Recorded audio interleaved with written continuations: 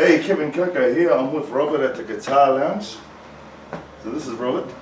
Hey, Robert, can you explain the history about the Fender Stratocaster? Well, the Fender Stratocaster, when it came on the market in 1954, which was the year I was born, was a revolutionary new design that really took the guitar world by complete surprise. It was the sleek, sexy new model that nobody quite sort of understood, and it was a couple of years before it really sort of got going, because it was, you know, so different than the regular big box guitars with set necks, and Leo Fender needed a guitar that he could put on the market to mass produce, which was one of the reasons why they designed the Stratocaster and the Telecaster, to be able to make lots of them, because there were thousands of young guys who wanted to play the guitar. They were infected by the guitar, and when the Beatles came along and the other bands in the 60s, that's when the guitar really took off. And of course Jimi Hendrix came along, and that's when the Stratocaster really took off. So it didn't sort of take off straight away, but it did eventually take off and become the #1 selling Fender guitar in the range. So what's unique about the Fender Stratocaster? Well, I think it's an amazingly unique instrument because of the versatility that it delivers to the player. If you look at all the great Strat players that we've had over the years, going back to, you know, Buddy Holly, Jimi Hendrix, Eric Clapton, Mark Knopfler, Dave Gilmour, every single one of those guys manages to get their own unique sound out of the guitar, which is an amazing thing that I suppose it's just an accident of design, call it what you like, but it's such a richly versatile tool that a guitar player can use to express himself more so than any other guitar on the market, I believe. Okay, about the earlier model Fender Stratocasters compared to the later models, is there any difference in sound, tone, or any basic structure? Well, yeah, look, there are people who will argue with me that there are huge differences in tone and it has to be an old Fender to sound good.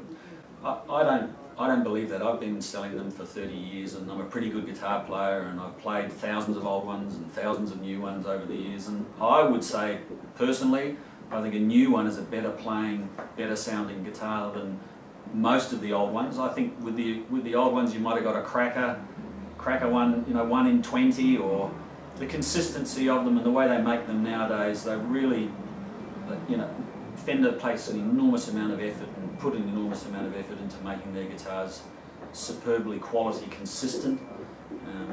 So yeah, I really think I always tell people, if you're going to play golf, would you go and buy 50-year-old golf clubs, or would you buy new golf clubs? Yeah. You'd buy new golf clubs. So how do we maintain the Fender Stratocaster? What's the best way, you think? Well, you just play it. Look after it, common sense, keep it out of the sun, keep it anything like a guitar that's made of timber, it's an organic device. Keep it out of the back of your car and high temperatures or exposed to direct sunlight. Other than that, they're really, you know, they're industrial devices almost. They're built to handle abuse and neglect. So if you look after them a little bit, they really like it. So what would you recommend to any young musos out there who wants to get playing on a Fender Stratocaster? Well, I think young musos today are luckier than people, you know, than at any other time in history. I mean, when I wanted to buy a guitar, I could never afford to buy a guitar. They were so expensive, it was a thing we only dreamed about owning. Nowadays, young players can buy really good quality guitars for $300, $400, $500, starting from around $300 to $400, $500. If they're prepared to put the effort and the time in, they'll learn on one of those quite happily. A new Strat you can get for under $1,000. So really the young players of today, you know, they've got no excuse other than just putting the time in and the effort that you have to learn. If you enjoy doing it, then you do it because you love it, and then you get better, and it just keeps going on and on and on. Can you explain about the single coil pickups and the double coil pickups in the Fender Strat? Yeah, well, Strat pickups, the single coil pickups, which is the Fender sound, yes. It's really the single coil pickup sound, and the humbucking pickup is the more the Gibson sound. They have a different characteristic. Fender pickups have an extended frequency response. They pick up more treble and more bottom end than a humbucker. So there's a livelier sparkle to them. It's a unique tone that Fender guitars deliver.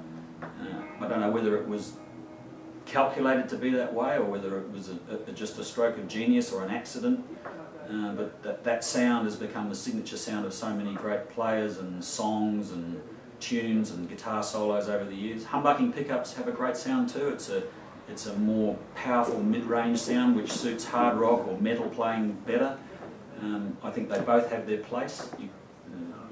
It's a tough call to say which one's better than the others, although some people will tell me that they like this or they like that. But you know, the choice is there. Find a tone, make it your tone. Well, thank you, Robert. You're welcome, for sharing man. your knowledge and sharing your time with us. You're Awesome, welcome. man. Thank you. Pleasure. Just walk you through.